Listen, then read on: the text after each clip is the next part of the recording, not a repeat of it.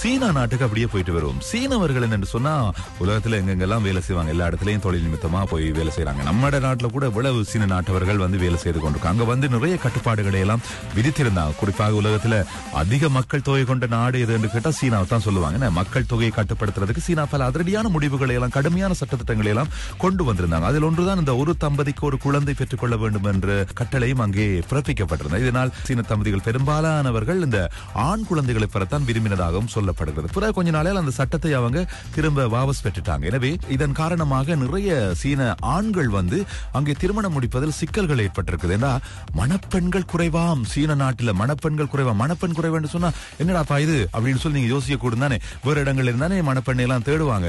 இப்ப என்ன சொல்லி இருக்கிறாங்கன்னு சொன்னா, இந்த வெளிநாட்டு மணப்பெண்களை, மனைவிகளை நீங்கள் வாங்க வேண்டாம் வேறு இடங்கள்ல இருந்து அப்படின்னு சொல்லியிருக்காங்க. இது பங்களாதேஷில் உள்ள சீன தூதரகம் அந்த நாட்டு இளைஞர்களுக்கு எச்சரிக்கையும் விடுத்திருக்காங்க. நீங்க சிக்கல்கள்ல மாட்டிக்கொள்ள கூடாது. சிக்கல்கள்ல மாட்டிக்கொண்டீங்கன்னு சொன்னா பிறகு தெரியும் தானே, அங்க உள்ள சட்டத்திட்டங்களை எல்லாம் பிடிச்சு ஜெயில போடுங்க சார் அப்படின்னு சொல்லி உங்களை எல்லாம் காலத்துக்கு நீண்ட வருடங்களுக்கு உங்களுக்கு சிறை தண்டனைகளை தந்து விடுவாங்க. அதனால உங்களோட வாழ்க்கை சின்ன பின்னமாகி விடுமிடாப்பா.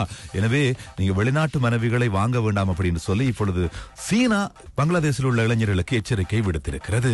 இமானுவேல் மேக்ரோன் சம்பந்தமான ஒரு வீடியோ வெளியாக இருக்கிறது, சர்ச்சைகளை ஏற்படுத்தியது. அவர் இல்ல அதெல்லாம் இல்ல, நாங்கள் சும்மா தெரியாதான், சும்மா பேச்சுக்கும் பேசிக்கொண்டு நகைச்சுவா பேசி இப்படி சும்மா அப்படி இப்படி தட்டி விடுற மாதிரி ஒரு இது வந்தோன்னா கண்ணத்துல அரைந்தார் அப்படின்னு சொல்லி தலைப்பு செடி எல்லாம் வந்தான் அப்படின்னு சொல்லி இந்த வடிவேல சொல்ற பேசிட்டு இருக்க மாமா சொல்ற மாதிரி.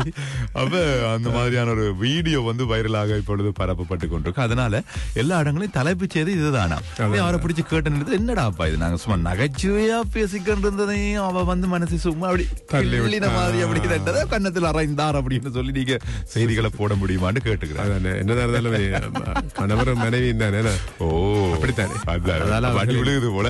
இல்ல அடி இல்ல, சும்மா செல்லமா தள்ளி விட்டது அதுதான் நியூஸா மாத்திட்டாங்களாம் இமானுவேல் மேக்ரோன் சொல்லியிருக்கிறார். அதாவது பிரான்சினுடைய ஜனாதிபதி அவரை அப்படி கன்னத்துல அப்படி செல்லமா செய்துட்டு போனதை ஒரு நியூஸா மாத்தினதான் இப்ப நாங்க சொல்ற விஷயம். கடந்த அந்த 24 மணித்தியாலங்களில் இந்த உலக அழகி போட்டி ஒன்றிலிருந்து வெளியேறிய ஒரு பெண்ணினுடைய முடிவு காரணமான சில பகிர்வுகள் சமூக வலைதளங்களில் அதிக ஆதிக்கத்தை செலுத்தி இருக்கின்றன. அதாவது தனக்கு பிடிக்கல என்று சொல்லி இந்தியால தான் அழகி போட்டி நடக்க போகுது. இலங்கை சேர்ந்த ஒரு பெண் கூட அதுக்கு தெரிவு செய்யப்பட்டிருக்கிறாங்க. ஆகவே இறுதி சுற்றி நடைபெற போகிறது இந்தியாவில. இந்த நிலையில ஒருவர் அந்த போட்டியிலிருந்து விலகி வெளியில போறார். ஏனென்று கேட்டதுக்கு, தன்னை ஒரு விலை மாதுவை போல உணர செய்தது இந்த போட்டியினுடைய செயற்பாடுகள், எனக்கு பிடிக்கல என்று சொல்லி ஒருவர் விலகி போயிருக்கிறார். பிரித்தானியாவை சேர்ந்தவர் அவங்களோட அதிருப்தியை வெளியிட்டு வெளியே போயிட்டாங்க. இது பெரிய பரபரப்பை ஏற்படுத்திட்டு இருக்கு. இப்போ எதிர்காலத்தை நோக்கி நாங்கள் பயணிக்கின்ற போது நாங்கள் எப்பவும் யோசிக்கணும், எங்களுடைய அடுத்த கட்டம் எப்படி இருக்கு. இப்ப பாருங்கள், டீப் மைண்ட் என்ற ஒரு ஆர்டிபிஷியல் இன்டெலிஜென்ஸ் நிறுவனம் இருக்கிறார், பிரபலமான ஒரு நிறுவனம். அந்த நிறுவனத்தினுடைய பிரதம நிறைவேற்று அதிகாரியா இருக்கிறவர், சிஇஓவா இருக்கிறவர் தான் டெமிஸ் அசபேஸ். அவர் என்ன சொல்றாருண்டா, இனி அடுத்த 5-10 வருடங்கள்ல இதுதான் நடக்க போகுது. வேலை இல்லாம போயிடும் எல்லாருக்கும். எனவே உங்களோட வேலைகளை பிறகு ஏஐ மூலமாக எல்லாம் செய்ய வழிக்கிட்டா நீங்க ஏஐ பறித்து விடும்.